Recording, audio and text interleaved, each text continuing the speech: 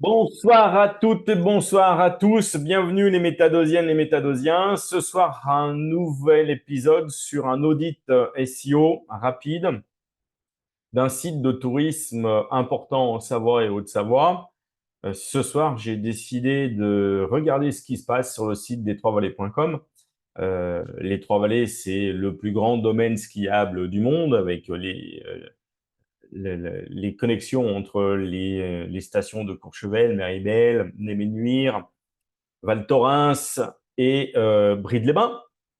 Donc, c'est quand même beaucoup de pistes, beaucoup de skieurs l'hiver, de potentiel pour l'été, et c'est pas à moi qu'on dira le contraire. Donc, j'ai décidé de regarder, de voir si ce site va remplir sa mission, d'aller chercher les utilisateurs qui pourraient être intéressés pour venir passer du temps en famille, entre amis, pour faire du ski, pour venir à Noël, pour venir en passer en vacances, prendre le frais, faire des activités d'été telles que ce soit de la randonnée, de l'escalade, du VTT et j'en passe et des meilleurs. Donc, comme d'habitude, Abstract, j'utilise deux types de logiciels que j'utilise toujours pour ces vidéos d'audit SEO. Ce ne sont pas des audits SEO profonds, ce ne sont pas des vrais audits SEO tels qu'on peut les réaliser quand un client va me les demander. On va juste regarder si on rejoint l'intention de l'utilisateur et si le site va se positionner quand l'utilisateur va dire, tiens, où est-ce que je pars en vacances cet été, cet hiver, est-ce que je peux partir en week-end, est-ce que je peux partir en famille, et tatati, et tata. Ça, c'est la base d'un site de tourisme. Avant de parler de soi, il faut déjà aller chercher les gens qui ne vous connaissent pas et qui n'ont pas décidé de venir chez vous. Donc, je vais utiliser SEMrush qui me permet d'aller faire du multilingue et je vais utiliser un autre outil qui s'appelle cocon.se, qui est un outil français qui permet d'aller vérifier la structure d'un site internet, voir si c'est bien structuré, hiérarchisé, vérifier la présence de cocons sémantiques, vérifier la présence les différents problèmes qui peuvent y avoir à l'intérieur d'un site internet. Donc, je vais vous présenter déjà, partager pardon, mon écran. Hop, c'est parti. Donc, on est ici sur le site des Trois-Vallées avec un énorme slider avec des vidéos qui donnent bien envie. Et on va regarder ce qui se passe sur cette home page. Donc ici, on a la présence des pictos pour choisir la langue. Ah, et ben déjà, ça commence très, très, très, très mal, puisque je n'ai la possibilité de choisir qu'en français et en anglais. Pourquoi qu'en français et en anglais? Ce site est destiné uniquement aux gens qui parlent le français, donc éventuellement, ça peut peut-être le faire sur la Belgique ou la Suisse, sous toute réserve, et en anglais. Donc, on ne cherche pas à attirer dans les Trois-Vallées les Italiens, les Espagnols, les Allemands, les Portugais, les Brésiliens et tout ça. C'est pas la stratégie. Et Dieu sait si pourtant la saison, ça c'est le col de la Lose, Dieu sait si la saison du mois de janvier a été extraordinaire dans ces stations-là, dû à la présence de touristes portugais. Alors, c'est bien les OT, les offices du tourisme, qui sont allés les chercher directement au Brésil, mais quelqu'un qui cherchait des informations, s'il était au Brésil, eh ben, c'est pas grâce à ce site-là qu'il les a trouvés. Très bien. Enfin, non pas très bien, mais on continue. Ici, menu, skier, expérience, séjour planifié. Donc, quand on scrolle au-dessus, overlap, il ne se passe rien. Si je clique, ah, ben là, du coup, on tombe sur du méga menu. C'est vraiment du méga menu. Il n'y a pas d'obfuscation.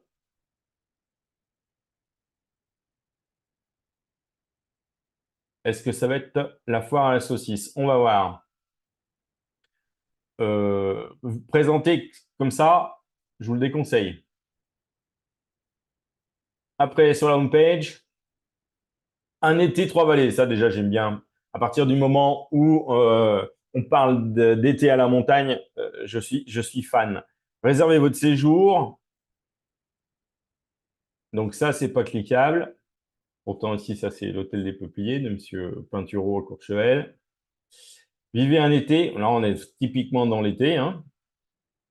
Forfait été piéton. Donc là, on va vous vendre des offres. C'est important. Ici, des idées d'activités et de choses à faire. Très bien. Découvrir les Trois-Vallées. Donc là, on a remis les offres. Plus grand domaine skiable du monde, c'est important de le mettre, même si on sent que c'est fait pour l'été. Pourquoi? Parce que c'est le plus grand domaine skiable du monde, point barre. L'ouverture du 7 décembre, c'est aussi important parce que là, je précise, on est le 27 août. Donc maintenant, grosso modo, on peut dire que la saison d'été, elle est pliée. Maintenant, il faut parler de l'hiver. Donc le site, si vous avez des choses à modifier, pour parler de l'hiver, c'est maintenant qu'il faut le faire. Soit dit en passant, c'est aussi pour moi qu'il faut. Voilà. Ça, j'adore. Voilà. Puisque là, théoriquement, on a les jumps pour aller sur les différentes parties. Je suppose, je ne suis pas allé voir derrière ce qu'il y avait. Donc, sans doute, que faire en hiver des Trois-Vallées, en printemps, en été et en automne. Ça, c'est très important.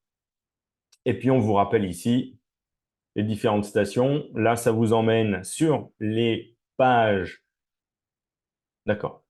Feu. Ça fait beaucoup de liens. Nonobstant ce qu'on voit là, ça fait beaucoup. On va voir maintenant ce qui se passe chez SEMrush. Donc ici, troisvallées.com, vue d'ensemble du domaine, bien entendu qu'il y a une grosse... Enfin, ça c'est l'autorité SEMrush, c'est pas celle qu'on va retenir. Il y a du backlink et on voit que l'estimation de trafic est en constante augmentation. Très bien.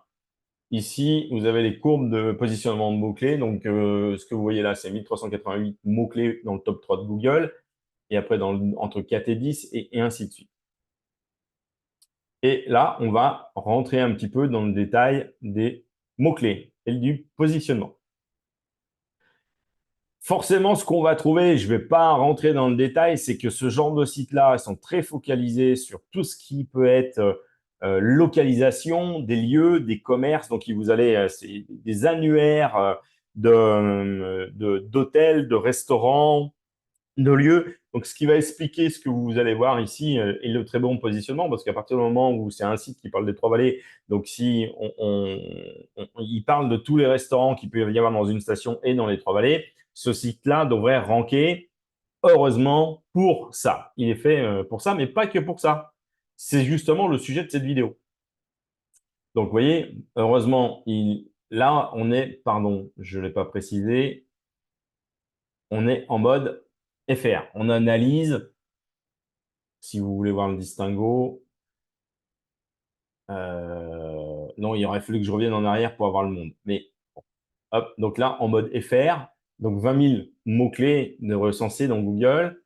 Ici, on voit UK, tout de suite, là, une grosse claque, 4 fois moins, hein, 5,4. Après, US, ça, c'est le site, il n'a pas de version US spécifique. Voilà, il se positionne dans google.com de facto. Et il n'y a pas d'autre langue. Donc, ce qu'on voit ici, c'est tout ce qui est, bien entendu, en positionnement par rapport aux mots-clés typés Trois-Vallées, Trois-Vallées, Trois-Vallées. Ah, ici, non. Restaurant gastronomique, 4e position, c'est sur une image, etc.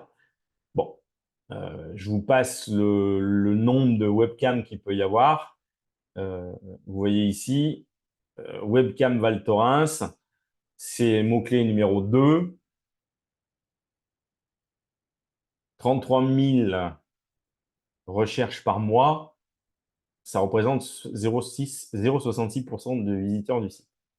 Ce qui va m'intéresser, moi, bien entendu, c'est quelqu'un qui ne pense pas aux Trois-Vallées.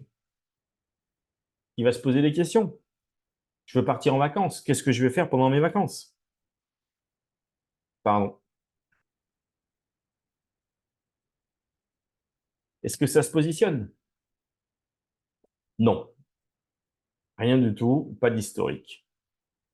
Alors,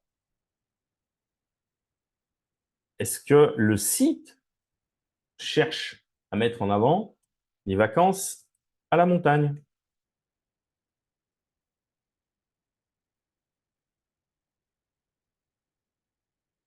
Ben, pas des masses en fait, hein.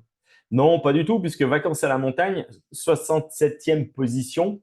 Donc, on peut dire qu'il n'y a aucun silo typé vacances ou vacances à la montagne. C'est quand même dommage pour un site qui est censé attirer des gens à venir passer des vacances.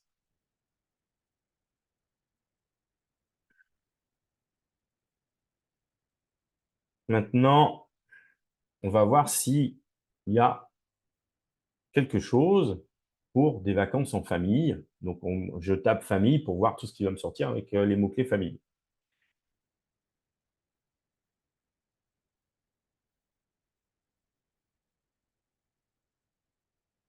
Ça prend du temps, je suis navré. Forfait famille. Alors là, ne bougez pas, ça c'est des trafics par trafic. Je vais chercher et qu'il me classe par positionnement.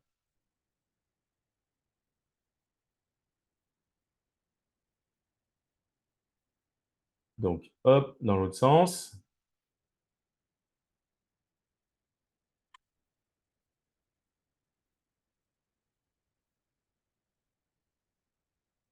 Allez, dépêche-toi, c'est long, c'est beaucoup trop long. Alors, donc, sur famille, on s'aperçoit que dans le top 10, ben, il n'y a pas grand-chose, hein. Il y en a 1, 2, 3, 4, 5, 6 seulement. Noël à la neige en famille, ça, c'est quelque chose qui m'intéresse. Une fois de plus, ça m'intéresse beaucoup, même si vous allez me dire qu'il n'y a que 50 recherches par mois. Après, ça se décline. Il y a quelque chose derrière, il faut le développer. Là, on est famille, forfait ski, Val Thorens passe famille. Donc ça, c'est très ciblé à Val Thorens. Forfait famille, ça veut tout et rien dire.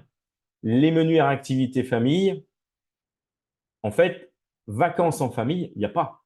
Et tout ce qui peut être décliné sur les vacances et la famille, que faire et des choses comme ça, il n'y a, pas du, il y a pas du tout, c'est pas positionné. Donc ça, ce n'est pas travaillé. Donc le site ne se positionne pas, une fois de plus, dans l'intention primaire de quelqu'un qui veut savoir ce quoi faire ou comment il va partir, lui donner l'idée de venir chez nous, niet. Une chose qui est très importante, la montagne l'été. Il faut développer les activités de montagne l'été. Ça, j'en suis convaincu depuis très, très, très, très longtemps parce qu'il y a tout, enfin, vous pouvez tout faire en montagne en été. Montagne été, rien. Enfin, voilà ce que j'appelle rien, j'exagère peut-être. Le premier mot-clé qui concerne la montagne l'été, il est à la 58e position, c'est Pierre et vacances, montagne été. Odalis, montagne été, donc ça, ce sont des localisations, ce sont des business, hein, Pierre et vacances, Odalis. Montagne été 2024, non, ça c'est intéressant, mais c'est la 70e position. Séjour montagne été, ça c'est intéressant, ça c'est intéressant, ça c'est intéressant. Et là, on est tout au calendrier grec. Donc, ce n'est pas du tout travaillé. Donc, le site, pour moi, ne remplit pas sa fonction première d'aller chercher les utilisateurs au départ. On peut pas. Les hôtels, par exemple, ne peuvent pas forcément compter là-dessus pour remplir, parce que le but d'un hôtel, c'est pas de trouver le gars qui a déjà décidé de venir dans les Trois-Vallées à Valto à Courchevel. C'est lui, il arrive après qu'on ait eu choisi cette destination. Donc, il faut aider à choisir cette destination. Maintenant, je vais sur l'outil. J'essaye de faire court. On va me reprocher que je fais trop long après. J'essaye de faire court. Donc, ici, je vais utiliser l'excellent outil Cocon SO, où on va regarder ce qui se passe au point de vue de la structure des cocons qu'il peut y avoir dans le site. Donc, ça, on a fait ici, on en a fait plusieurs. Donc, on a fait l'analyse CMAP qui part à partir de l'URL de départ. Ici, après, on est passé par URL. Ici, c'est le /fr et ça, c'est le /en. Donc, ça peut surprendre la façon dont tu es fait. Je pense que cette vignette va m'embêter. Voilà, donc ici, vous voyez, c'est une représentation du site Internet. On voit que là, vous avez le FR qui est au centre parce qu'il y a une redirection, on n'accède pas au domaine. Alors, je me suis fait un peu aider tout à l'heure par le proprio parce que je je suis pas un expert de l'utilisation, je m'en sers pas assez. Et pourtant, cet outil est vraiment génial pour aller voir ce qui fonctionne et ce qui ne fonctionne pas. Donc, on va aller prendre en compte tous les liens, boum, et on regarde tout ça. Et après, on va aller faire un petit peu une spatialisation pour voir comment ça s'organise et comment ça peut être structuré. Alors, ça va prendre un petit peu de temps. Ça va être très utile pour montrer certaines choses. De ce diagramme-là va se dessiner, vous allez le voir rapidement, deux structures complètement distinctes dans le site. Vous avez une structure FR et une structure EN. Et à partir de là, ça part un petit peu dans tous les sens. On voit que ça commence à se dessiner. Vous avez ici, et puis vous avez le orange qui est là. On a vu que le orange, il n'y avait pas forcément beaucoup de liens qui arrivaient. Et j'y reviendrai tout à l'heure. Ça commence à se dessiner. Je ne sais pas si ça suffit. Boum. Vous voyez ici, ce que je disais, si vous regardez /en, /en, /en, donc les liens bleus, là, entre eux, là, vous allez avoir du /fr, et là, il faut m'expliquer pourquoi il y a tous ces liens entre. D'où est-ce que, enfin, pourquoi il y a tous ces liens entre le FR et le N? Il n'y a aucune raison qu'il y ait des liens entre le FR et le N. C'est deux choses qui sont la personne qui parle anglais et qui est sur des pages anglais, il va pas aller cliquer, il n'a pas envie de cliquer pour se retrouver sur une page en FR. Donc ça c'est problématique. Ça veut dire que c'est de la perte, c'est de la perte de silo, c'est de la perte de PageRank, c'est complètement inutile. Donc je vais revenir en arrière et de manière à pas faire trop long. Ici, on a, je vais mettre la vue interactive. Au centre, vous le voyez, c'est la page FR. Donc, on va dire la home FR. Et on va regarder ce qui se passe. On prend en compte tous les liens. Et on spatialise pour regarder si on va retrouver tout ça et comment ça va s'organiser. On voit ici, là, toutes ces pages-là où il n'y a rien derrière, en fait. Ou presque rien. On va y arriver.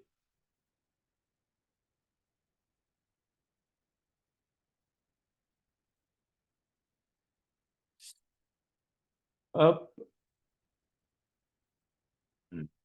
Peut-être pas assez fait.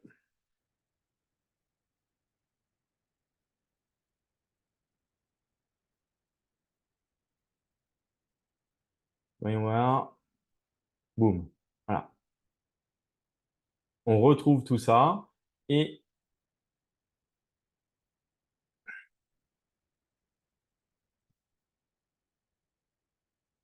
voilà ce qu'on trouve. Ici, je lui demande de me surligner toutes les pages qui sont anglaises, alors que je suis dans l'analyse de la structure FR.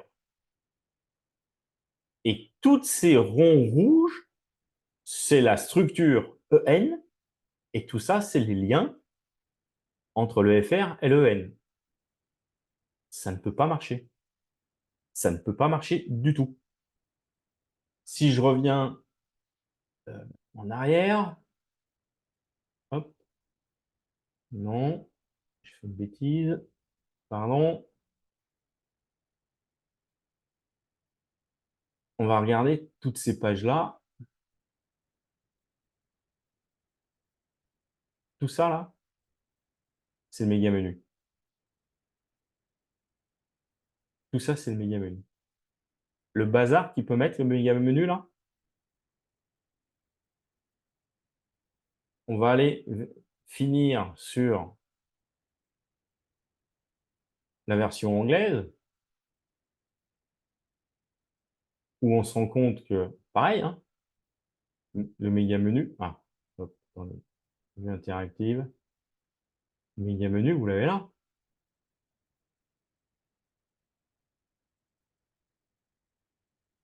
OK.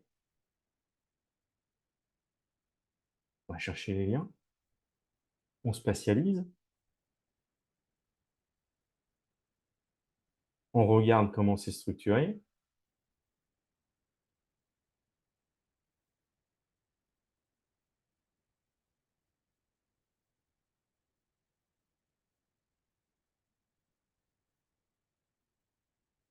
Et là, c'est c'est c'est c'est la cata, quoi. Ça part dans tous les sens. Il n'y a rien de structuré du tout. C'est-à-dire qu'on fait des liens dans tous les sens, tout vers tout, pour tout. Et si je regarde,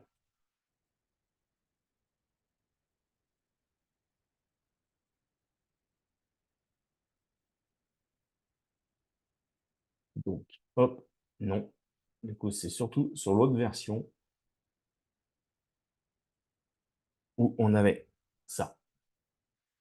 Donc, pour finir, le souci, un des soucis, il est là. Et puis voilà, il manque tout le début, il manque tout le début. En fait, on est basé ici sur ce site sur des entreprises, des commerces et ce que je vais appeler de la localisation et pas l'intention. Ça manque énormément. Et puis, bon, ça se voit qu'il n'y a pas de SEO qui l'a travaillé déjà. Je ne vais pas vous le montrer dans le détail, mais quand on prend cette page ici, si on fait de l'analyse on page sur les titres, il y en a que un ou deux, je crois, qui sont en H2. Tout le reste, c'est du H3, H2, pardon, qui parle des trois vallées. Tout le reste, c'est du H3. Donc, pour moi, c'est pas un site qui est travaillé en SEO du tout et qui va pas aller chercher l'intention. Je vais arrêter le partage. Je vais terminer là ce soir. Je vais pas en dire plus parce que on va me le reprocher. Je vous remercie d'avoir suivi cette vidéo et puis je vous dis à très très bientôt et passez une très bonne soirée.